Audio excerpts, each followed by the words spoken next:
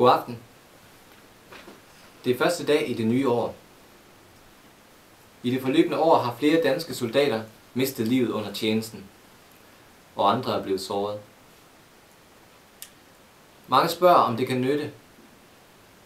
Ja, det nytter.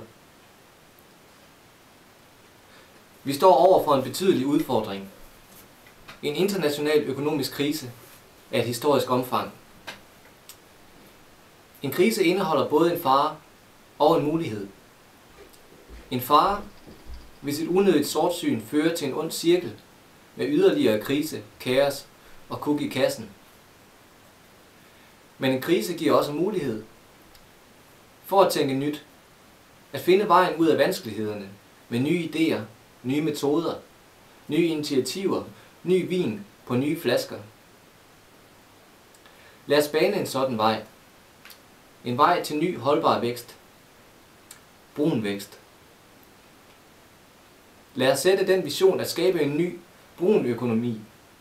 Et samfund, hvor vi er helt uafhængige af forurenende brændsler som kul, olie og gas. Det kræver, at vi omlægger produktion og forbrug. Gradvist, men målrettet. Men gradvist. I Danmark skal vi udvikle brune løsninger, som hele verden kan få glæde af.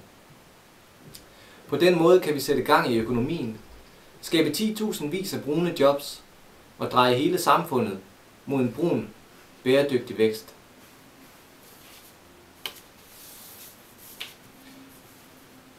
Det er vejen frem.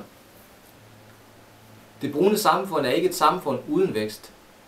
Vi skal tværtimod sætte gang i væksten med ny teknologi, brune idéer og en blomstrende eksport. Vi skal gøre Danmark til en brun vindernation. Ikke med forbud og påbud, der kvæler livsglæde og virkelyst, men med dynamisk brun vækst. Med brun energi fra vind, biobrændsler, sol og andre vedvarende energikilder. Med et landbrug, der beskytter naturen og leverer brun energi, sikrer fødevarer og fortsat store eksportindtægter. Og vi skal vise et globalt brunt lederskab. Til december er Danmark vært ved FN's klimakonference.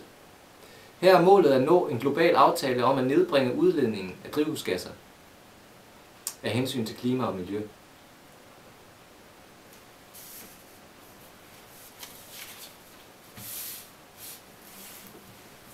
At skabe en brun, bæredygtig vækst er den største udfordring for denne og for den næste generation.